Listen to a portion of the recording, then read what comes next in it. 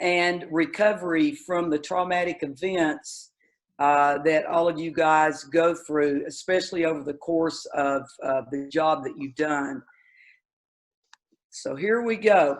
When we talk about trauma, trauma is really a psychological, emotional response to an event or an experience that becomes very disturbing or distressing. And it can actually be over it can be a one-time occurrence, or it can be over a series of traumatic events. And it just depends on, how many of those that you have. With you guys being first responders, I'm sure that y'all have seen more than your share of the traumatic events. But what it does is, over a period of time, without getting proper treatment and addressing these situations, it really begins to affect a person's ability to function. And so the way we like to best describe trauma is it's really a mental injury.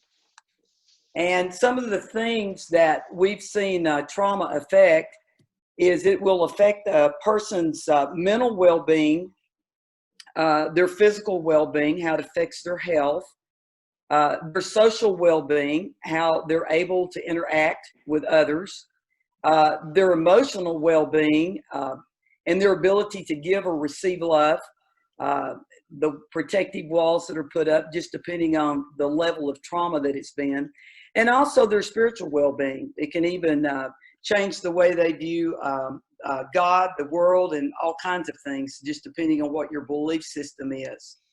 So trauma doesn't just really affect the person that trauma occurs with, but it also affects the people around them. That's one of the reasons that we're talking with Laurie and Lisa about doing some future training having to do with the families.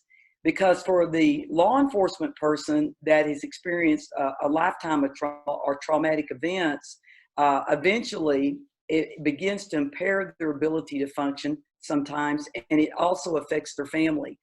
So what we have found that is, after a traumatic experience is over, many times the part of the brain that's devoted to our survival can become activated at like the slightest hint of danger. And what that does is it disturbs the brain circuits, which then secretes a massive amount of stress hormones. And so therefore they can just kind of keep reliving the trauma over and over.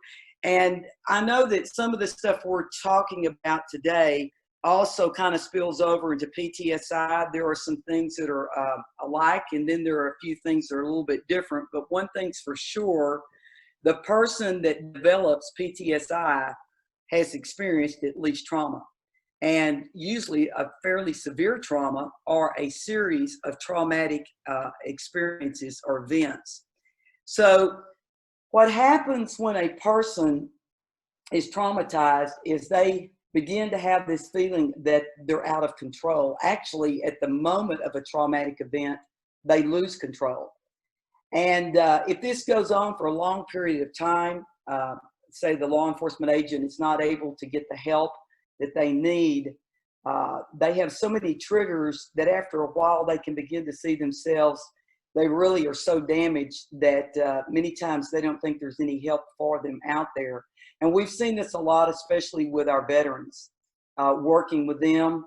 After this goes on for a period of years, maybe 3 to 5, 6, 10 years, they begin to feel like no one can really help them. The medications don't work.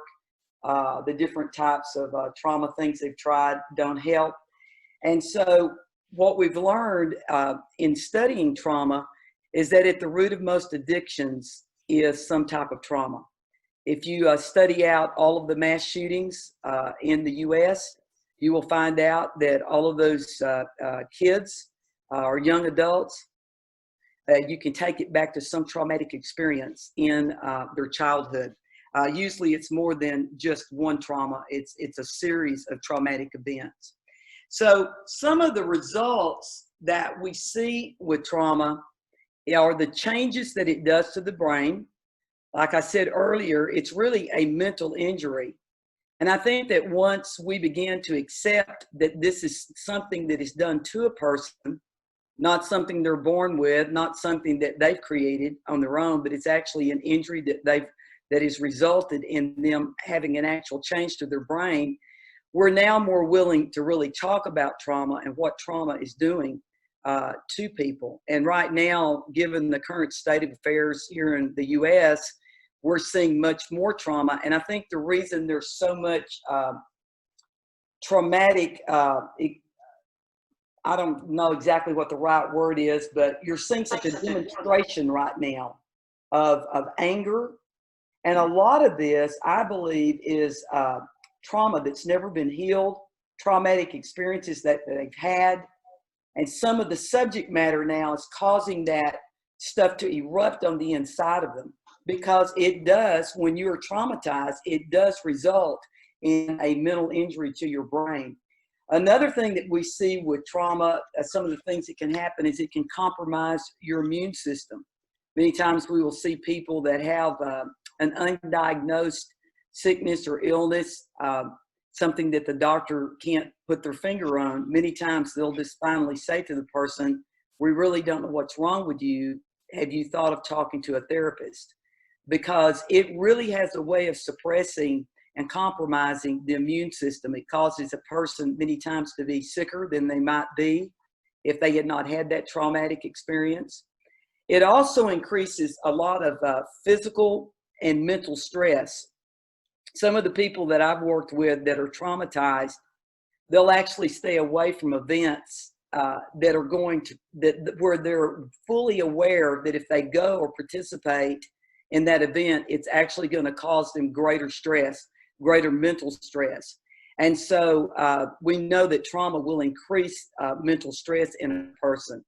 It also can result in a decreased trust, really amongst people, depending on how you were traumatized and what you've actually witnessed or what's gone on over a period of time. For a veteran in war, it's actually being on the battlefield over a long period of time. When they come home, many times they're not very trusting of the population, of people. You know, for a law enforcement officer or someone that has been in that line of work, they're not very trusting of the population of people that they have to serve, and you can see why. Many times the trauma will result in attachment difficulties, where they just have a hard time attaching to anything. Relationship difficulties. You'll see many times a traumatized person really unable to love someone or to receive that love.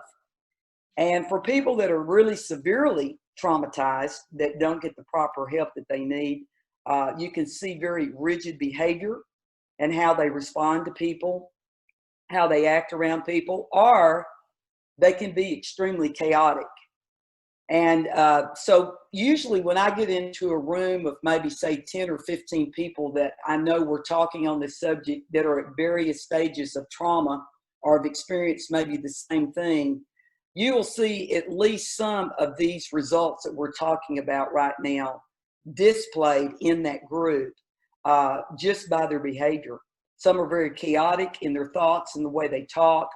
Some of them are very rigid in the responses that they give you when you're asking them questions.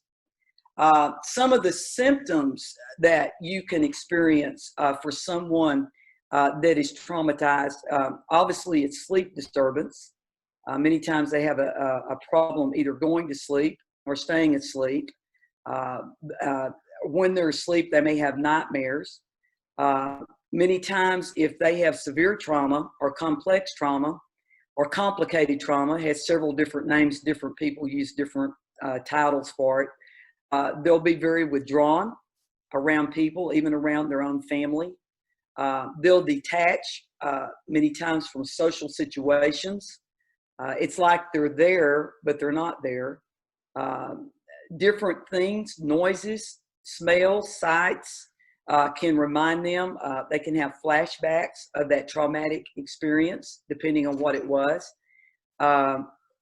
It'll also manifest many times with fear. They're afraid of things. I've seen people that are so traumatized that they don't go out of their house. They don't even like to have people come into their home just because of things that they've experienced, because they have such a lack of trust They don't even trust people that come around them. Also, one of the other symptoms we'll see with people that are traumatized is a lot of hypervigilance, where everything feels like it's a threat. Just going to the grocery store or driving down the road, they're very vigilant in watching out for anything that could be a possible danger. Some of the other symptoms that we have seen are the feeling of intense helplessness. They just can become overwhelmed after a period of time and really feel helpless in the midst of all of it. There's no one that can really understand them or no one that can help them. And one of the sayings that we have in working with trauma is that when a person is traumatized, they storytell their way through trauma. So that's one of the reasons, like when we're called in a crisis situation where there has been a trauma event, we like to get people to talk as soon as they're comfortable, to begin to talk about the situation and begin to express what they're feeling, express what they saw, the different kinds of things, different techniques that we use, either in debriefings or diffusings or different things that we'll use. Because if you can get them talking, they can begin to make sense out of what's happened to them. Because remember, you kind of lose control sometimes in the traumatic situation. Now, for those of you that are retirees from law enforcement, you always had to stay in control of that situation, no matter what the situation was, whether it was a shooting or a car wreck or whatever the situation was that you were involved in. You know, part of being in law enforcement is staying in control. But when you're not on the job, or else when you retire, that's when those things begin to come back many times, a lifetime of that, and to revisit. And that's where you have to sometimes have to sit down and start to work through some of those traumatic experiences. So for the retirees, you're exposed to multiple traumatic events over and over. It's not a one-time experience. Now, just because you're exposed to it does not mean that you're going to be traumatized by it.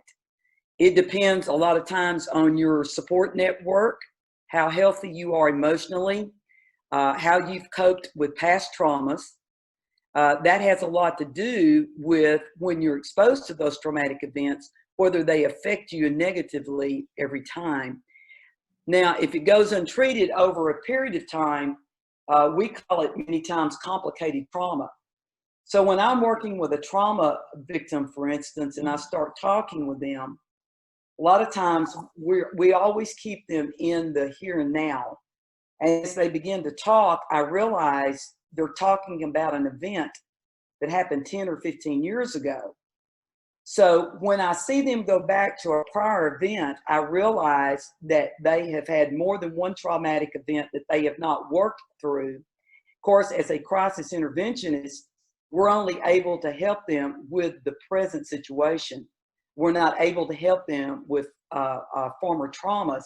That's why we have to refer them out many times. We always refer them out to a therapist or mental health. So many times for a retiree, it produces kind of that feeling of loss when you first retire from the job. And after a period of time, you can begin to have some flashbacks of those traumatic events if something that you're presently involved in triggers it. So the goal, and I'll let Shahidra talk more about that since she works more in the therapy side of it, is to deal with those life situations so that they can control the triggers. And for retirees, there is that feeling of loss. You know, what's next when I retire? What am I going to do? I've got a lot of life left. I've got a lot to offer. I've got a lot of life experiences. And so it's important when a person, especially in first responder field, retires, that they've got a new career pathway, something to look forward to. Because if they don't, you know, Shahidra talked about it last time, it can produce that sense of loss of identity, loss of different things. And if you don't have something to look forward to, it can begin to produce depression. And many times what we will see with the retirees, they'll increase substance abuse in order to cope with those traumatic experiences. So the body carry the memories of your careers. There's a great book out called The Body Keeps the Score. And it's a great book to read. It's very academic, but it's written by psychiatrists, and it kind of helps you understand that even though you may mentally be okay, sometimes your body carries the memories of what you experience. It carries the memories of that traumas or those traumas. So left untreated, after a series of those, you can begin to experience certain physical symptoms of trauma, such as your heart racing in certain situations, or panic attacks. We see that a lot with people that have been traumatized. If you've been involved in some type of shooting or in some type of, especially our veterans, in situations where you survived and they didn't, many times you can have that survivor's guilt. Sometimes with people that are severely traumatized, they're really afraid to remember. They really don't want to talk about it, but it's the very thing that needs to be unpacked so that they can get the healing that they need. And many times with a person that's severely traumatized, their memories are very disorganized. And if you start talking with them, especially as a professional listening to their story, they can bounce around all over the place. So when a retiree is traumatized over that period of time, when they go into retirement, sometimes they try to sit and make sense of the events that they've experienced over a lifetime of law enforcement. I think I shared with some of you last time I was on the call. My father-in-law was chief of police in a small town. He was killed in the line of duty, and he was a guy that carried. He lived for law enforcement, and but he had an awful lot of traumatic experiences that he witnessed, a lot of trauma, life and death situations that he was involved in. And I wonder many times if he had not been taken out in the line of duty, but had lived, I wonder what he would be like today health-wise, simply because of all the traumatic experiences that he experienced. And being a World War II paratrooper, they didn't talk about stuff like that. It wasn't something that you talked about. You just kind of stuffed it down and you just went on about your life. So when the retiree gets into that place of retirement, a lot of times they start trying to make sense out of what they've experienced. And sometimes the trauma is very overwhelming. Sometimes it's unbelievable. And for some that don't really talk it out and get the help they need, it can become unbearable. So when we talk about trauma recovery, when we look at that, and I'm going to let Shahidra jump on here in a minute if she will, just talking about the different types of trauma therapies, you have to go back to the trauma. You have to revisit the trauma. And there has to be a proper balance that is restored between the rational part of the brain and the emotional part of the brain. And we know that the rational part of the brain is the part that helps us understand where our feelings come from, but the rational part of the brain cannot abolish those emotions, cannot take them away. And the emotional part of the brain is what manifests itself many times in the physical reactions, like your heart pounding, shallow breathing, speaking with an uptight voice, exhibiting certain body movements that are very rigid or defenseless. So it's very important in that therapy. That's one of the things that they do, is they try to restore the proper balance between the rational and emotional part of the brain. I know that in trauma recovery, they treat hyperarousal, things that will cause that, the triggers, they call it, to activate those traumatic experiences. I know that breathing techniques can become very important in trauma recovery. One of the most important things there is having a good support network. That's probably the most powerful protection that a retiree can have against having long-term traumatic experiences go unchecked. If you have a good support system, network, whether it's a therapist or it's a group of people around you, whether it's your family members or whatever, that will go a long way toward helping that person that's had those traumatic experiences be able to get the help that they need. And of course, the most important thing is choosing the right professional therapist. Because I will tell you that not all therapists know how to handle traumatic events. They're real good at what they do, but they may not be the right therapist for you or for the retiree. So it's important you find somebody that you can relate to, that understands and knows how to work with trauma and with those traumatic experiences to help them. And so some of the trauma treatments that are out there that they use is, of course, biofeedback. They use that a lot with PTSI, yoga, EMDR therapy. There are therapeutic drugs that they use many times to treat the hyperarousal situations. Peer support, of course, is very, very important. And that's part of why y'all are on these calls, because y'all want to be able to help your own. You want to be able to help other retirees that are retiring from the job, and now they're left with all of this trauma, and what do I do with it? All these traumatic experiences. So that's one of the reasons we're doing some of the training right now, is so that we can help build you guys up and to know how to help them. And of course, then having that strong support network. So at the core of recovery really is self-awareness. I think that's the number one thing that has to occur with a retiree when you retire from the job, is just being aware of where you are, what you've been through, what triggers you, what kind of things set you off, what kind of things do you feel depressed about, what types of things are going on around you. And that kind of helps you know many times, do you need to seek out a therapist? Do you need to seek out a group to talk to, a group of peer supporters?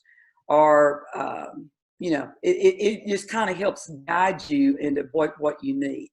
So that pretty much is the teaching portion of this thing on trauma and the effects that it has on us and the effects that it has on retirees. And so the floor is open. Anybody that wants to comment, I'm sure that y'all got a lot to say and can contribute. And anything, Shahidra, you want to jump in on?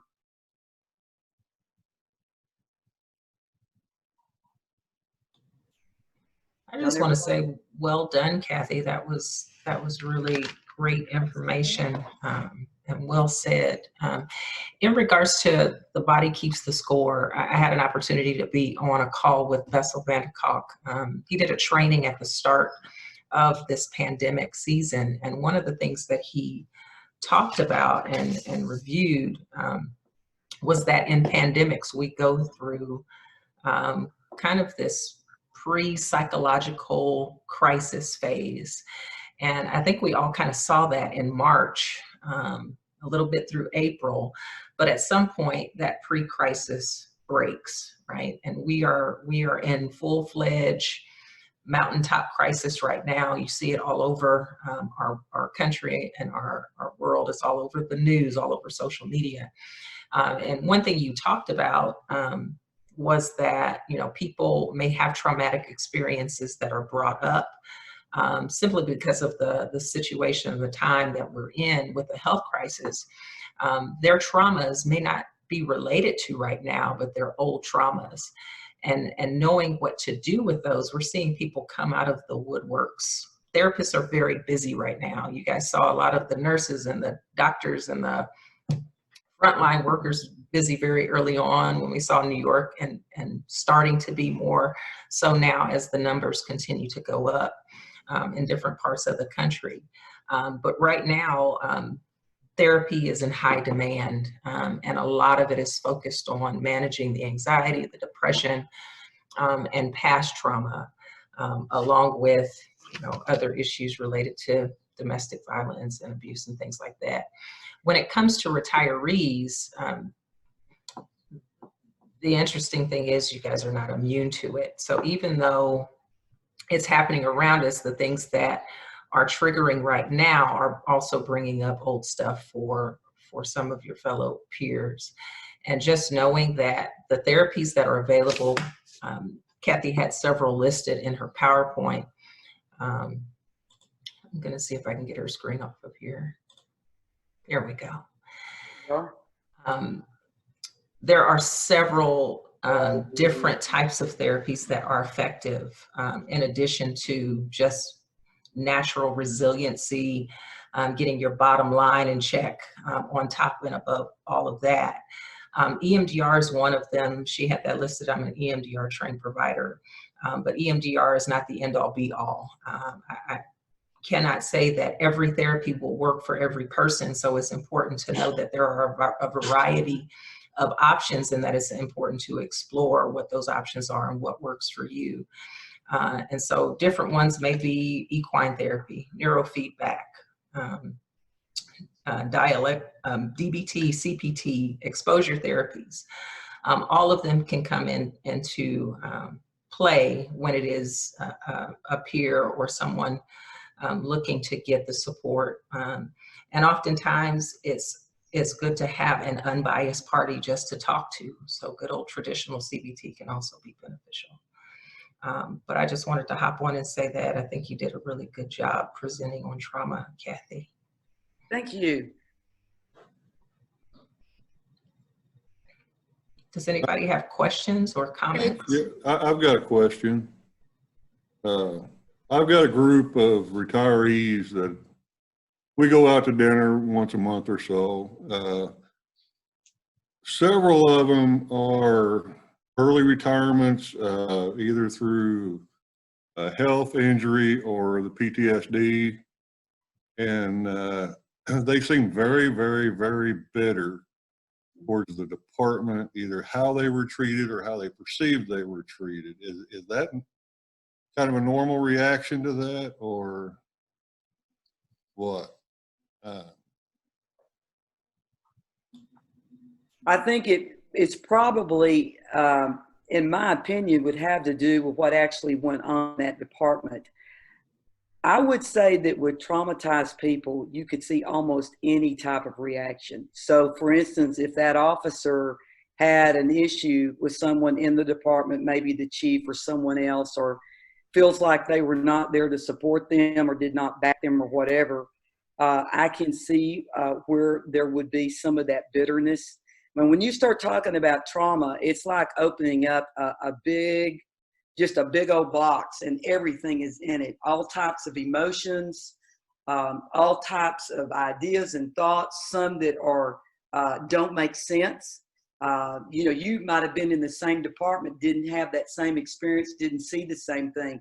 So I really think it's their perception of what went on and maybe how they were personally treated. That doesn't make it reality. It's just their reality. Would you agree with that, Shahidra? Yeah, and just to kind of piggyback off of that, I think some of it also relates to what we talked about last week with the loss and not having those connections be continued, or feeling like they are not as apart or as connected as they were when they were active duty. I think it's kind of like grief and loss are kind of kissing cousins that kind of go hand in hand. And it's hard to determine, kind of like Kathy said, what are the specifics. A lot of it has to do with that person's personal experience, and maybe what they expected. Maybe the ideal was not what the reality turned out to be. Yeah, I think at least part of it is they weren't able to leave the department on their own terms, and I didn't know if there, as a peer support team member, if there's anything, you would recommend I try to talk to them about individually or as a group, or some of them are going to therapy, some are not. Yeah. I'm kind of at a loss here. Yeah, I think the power of having any type of support group is knowing that you're not in it alone and really normalizing that experience. Mm-hmm. Sometimes people just want to know that they are heard. And if it were situations where they were not able to leave on their own terms, be it an injury or something else, accident or something that happened, there's a lot connected to that. Sometimes with people who are already in therapy, just being heard, being understood is a part of that, and redirecting them back to that support to continue to unpack it. There can be much more underneath it. Sometimes things happen to people where there are multiple events that kind of hit at the same time too. And so at that time that they retired, it may have been that there was a potential loss of their marriage or their child was sick, all of these dynamics that kind of play into the intensity that affect people. And so therapists can do that, but you can also, continue to keep the lines of communication open and just assess, if they are escalating and it's getting worse and they feel hopeless, then you have a different problem on your hands. But if them talking about it and just needing a sounding board, safe place to talk about it, then that's what the support group or your peer group is there for. And I would say this, one of the things that's so important with trauma, people that are experienced trauma, is that validation. It's not just being heard, but it's not judging them. In other words, they may be bitter, may have been a bad experience, but they just want to be heard and validated as a law enforcement guy. Maybe they got a bad deal, but if you validate that and don't judge them for it, doesn't mean you agree with it. It just means you hear them. And the second part that I would say to that is, if you can help them find something that gives meaning to their life so they could move forward. Because to me, where you see a lot of times the bitterness is where that person becomes stuck, either through the retirement or they become stuck because they were fired or an injury, but they have nothing to look forward to. And so they get stuck in their bitterness. If they can begin to see that, I like to say it this way, there's another day coming, and you still have a lot of value, a lot of worth, and kind of redirecting to find something where they could feel good about themselves. Sometimes that'll help minimize their anger and stuff that's coming out. But really, people just want to be heard. That's the big thing. Would you hear what I have to say, and would you not judge me? This isn't about judgment. It's just simply about, if we really want to help these guys, we've got to be willing to hear what they say, no matter what it sounds like. Okay. Sometimes they just want to be heard, like you said, and they don't want you giving them advice. At least that's what I have found out through my chaplaincy and as a Stephen minister. Sometimes they just want you to listen. Yep. And they don't want you to give them any advice. They just need somebody to listen. Very good. And one thing I think, on our department, peer support and family support, it's fair, it's pretty good, but what happens is right now with so much of the PTSI, some of the officers feel like, and we've heard it from the upper chain, where they feel like they're faking it just to get a disability. And so I think some of that is, I don't know if you're seeing that on your other departments, when people say that they're going through things and that they're having these issues, sometimes they're not believed. And really, it's really not their place to believe them or not. If they have the symptoms and they need to get help, and I just feel like that's going to get worse with everything law enforcement is going through right now, with how they're being hated by a lot of people. I think we're going to see more of that. And so I think, we have to figure out too, how to help the departments even more with people that are involved in trauma, because it's going to get worse. So true. Get worse. Kathy, I will say that there's going to be a wide varieties of issues, because I know that how local departments deal with their guys is going to be far different than how the feds do.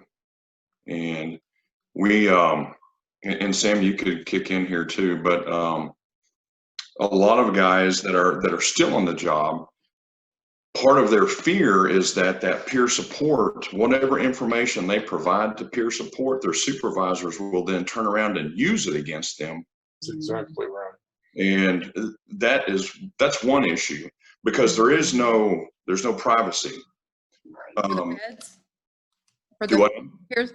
so you're saying the law doesn't affect the privacy with the federal and the peer support? It's just regular law enforcement? No, they do. They will use it against an agent. Well, Yeah. That's why a lot of guys that are currently on the job, they refuse to seek any type of support or peer support, because that information will ultimately end up back in the hands of a supervisor. And if a supervisor doesn't like somebody, that's what they'll use to attack them.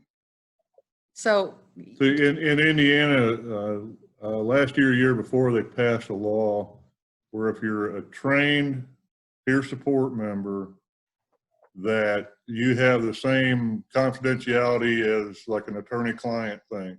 Nothing that they tell us other than if they've committed a crime or they're potentially harmful to themselves or somebody else. We're not. And there lies the difference. The federal government's very good at telling other entities how to do things. They don't listen or take their own advice, because they do not do that. wow. Yeah. And there lies part of the problem with the federal agencies, because that is a huge issue. Steve, am I wrong? No. Sam? Yeah, I'm on your bandwagon, buddy. There's a huge issue with that. And now, and this is one of the reasons that I wanted to talk and really kind of focus more on the retirees, because they have all of this bottled up stuff that they've dealt with that they refuse to talk about for their entire career. And then once they go to retire, it's almost like opening up the dam. Yep. Letting the floodgates open. That's exactly right. So Todd, this may be a good opportunity for you guys as a peer support team for law enforcement, especially for those that have retired. There's going to be that confidentiality, and it's going to be a safe place. And then what may end up happening is they may still have people on the job that may start resorting to you guys simply because they sure can't talk to another person, another agent, because now the cat's out of the bag. So, there's no telling what's going to happen with this. Once you guys get it up and running, this may be a real opportunity to even have some that are still on the job. Because I will say this, I know in our city, no law enforcement officer, no one is going to talk to anyone in their department. That I can tell you, not about something that's bothering them. Wow. Not going to happen. And for the same reason? They're just afraid of, see what started out years ago. They had a crisis team. They had these crisis teams, and then they went, now the big thing is building peer teams. But we've been told by several officers, not just in our city, but different cities around, that they don't even want to go to the peer team because somehow it kind of filters its way out into the department. Now they might talk about an event. Well, they're not going to talk about what's really bothering them if they've been traumatized by it. So I almost see these guys having to go to outside support agencies like what you're trying to do, where they can get the help that they need, and it's completely confidential, which then enables them to stay on their job, and there's no records of it. Exactly. That's the issue here. Yes, agreed completely. Yes. And I'll I know the guys that are, well, I have a good buddy of mine, and Justin's met him recently, and I've known him for, I'd say a little over a year now, but he's still on the job. He's with NYPD, dealing with all of the stuff that's going on up in New York City. Those guys they're beat up right now, and they're distraught. My heart breaks for him, because I've talked to him several times, and they're trying to make sense of this because of their city leaders are not giving them any support. He told me, he says, Todd, we're on a rudderless ship right now, and we don't know, we can't do anything. Wow, so sad. Yeah. Do you think the executive order that the president signed last week, do you think it's going to have any effect on law enforcement? Sure. How much time you got? How much time do you got? I'll be very brief with that because I don't want to take up everybody else's time. But part of the issue I see with that is, one, all use of force in this country for law enforcement has been dealt through and molded through the court system, through the judicial system. You've got certain court cases, you know, Tennessee versus Garner, Graham versus Connor, blah, blah, I mean, on and on. That is where law enforcement's use of force derives from. Now you have the executive branch or the legislative branch that is going to be pitted against the judicial branch. So now there's going to be all kinds of issues. So, I mean, that's the issues that I see, and I may be wrong, but now when you have a politician who may or may not placate to certain special interest groups, now we got an issue. Well, I think we can all agree that we've got some issues, some pretty stormy waves ahead of us in law enforcement, just because of how the communities are receiving them. You know, they're judging all law enforcement by 1 or 2 or 3 bad acts, you know, which is not fair. We know that. Mm-hmm. So the question becomes, how do we become their lifeline? And I think we've just got to educate ourselves and do what we're doing right here. Have as many people as we can join us and just make the difference that we can. We can't change everything, but we can help somebody. Yeah. That's kind of how I look at it. I don't look at it on the global scale. I look at it right now on more of an individual. You know, that's why Laurie and her husband that have been, you know, working with the families, being peer supporters for the families. That's something that's really missing. Lisa, I know that's something you want to do, helping out with these guys. You know, Sam's working with PTSI and all that. I think it's going to take all of us together to create some kind of platform that will be able to help people, but it's just a little messy right now. And we're doing it in the midst of really a lot of civil unrest. Well, the other problem too is, you know, and again, I don't know what it's like on the local levels now. It's been many, many years since I was on a local department, but in the federal system, they will tell you that they're family friendly. No, they're not. No, they are not. They will ship you off and be gone for weeks at a time. And I won't get into the details right here, but sometimes they'll send you off and they do not care one bit. So we know that, don't we, Todd? Yes. And I'll tell you what, I was just curious about this, and recently, last week, I guess it was, sat down and put pencil to paper on what I can document. I spent 9 years away from home. 9 years. Minimum. Yeah, minimum. Probably more than that. Wow. So, you know, even guys in the military aren't gone that long. No. So, I mean, you figure 9, and I'm not talking one night at a time. I'm talking, you know, 3 weeks, 4 weeks, 5 weeks, 6 weeks at a time. And it's constant, but you spend 9 years away from home and you don't think that doesn't create problems, then you're living in yeah. People don't think about it like that. So True. Well, guys, we want to be mindful of you guys' time. Has anybody got any closing thoughts? Sam, we haven't heard from you today. You good? I am good. Just taking everything in, you know, topics expansion for next time. Okay. Yeah, it kind of crosses over. Sam's going to be talking on PTSI. There's a lot of crossover there with the trauma and everything, but you don't get to PTSI unless you go through trauma first. There's no way around it. Yeah. You have to kind of keep it in the order it comes. So well, Kathy, I don't know if I didn't tell you, but Lisa is on here now. So Yes. yeah, hey, Lisa. Okay. So, Shahidra, you got any closing comments? Anybody else? I don't. I'll probably pretty much agree with whatever Todd says, since we worked so many years together. All right. So well, we're both retired federals, so. Yeah. Okay. Well, we'll have this sent out to you guys, the recording and the slides. I think you might have got a copy of the slides earlier. Feel free to use it. Yeah. We did. Thank you. Okay. And Laurie, glad to see you and your husband. That's great. Thanks for being on. And Lisa. Shahidra, you have any closing comments? No, I think next week we'll pick up, 2 weeks, excuse me, 2 weeks from this Monday, we'll pick up with Sam, and then the following 2 weeks we'll do a call on family and the impact that it has, retiring has on the family unit and the marital unit. I am going to go ahead and send out the first call as well as the slides that we did a couple weeks ago with Kathy's call today. So once this video is processed, it'll be heading over to you guys. Thank each of you for joining us. Yes. We'll see you on the 6th of July at 4 o'clock. Cool. Just had one comment I want to throw out as you were going through your slides, Kathy, and I'm reading the different slides and I'm going, oh yeah, that one fits. Oh yeah, that one fits. So you know, and I think we probably all did that.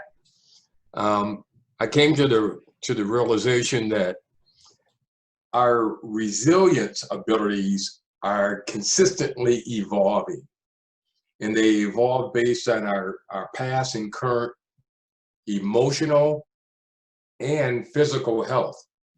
Mm-hmm. Some days we are stronger than others. Mm-hmm. There are some days you wake up and you smell something and you're almost on your knees. Mm-hmm.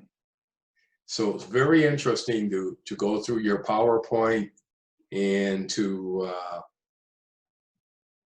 personalize some of those things because they help you understand. Wow. And we understand, we learn more from personal experiences than we ever will from an academia type setting. So I was able to really take some of those and mold them and help me understand them. So thank you very much. Well, thank you so much for sharing that. That's really kind. And, you know, I think what we have to understand about people that are I'm just going to talk to you guys that are retired. This isn't about just the average person that's traumatized, but for people that have been through a succession of traumatic experiences. There's no way y'all have not been through trauma for years and years and years. At the end of it, even though sometimes it makes you feel like you're broken, it's like every part is just sort of broken down and one day it's better than another or whatever. You're not really broken people. You're just people that really need to kind of work all of that out. And the best thing you can do is a sounding board, someone to talk to, a peer group, just somewhere where you can talk about those life experiences, see the commonalities that all of you have together, and then realize, hey, we're not broken. We just had a lot of traumatic events. And so that's really kind of what I want to leave in closing is just, because a lot of times people, they go through so much, they just feel like they're broken down. No, you're not broken, but you are wounded by some of it, so to speak, wounded emotionally by some of it. And so hopefully by the time Sam teaches on PTSI and we'll follow up with the family, I think it'll start to form a nice picture for all of us. So thank you guys so much. Appreciate you coming, and we'll see you in 2 weeks. Thanks, everybody. Thanks, Kathy. You bet. Bye, guys. Have a good week. In touch, Todd.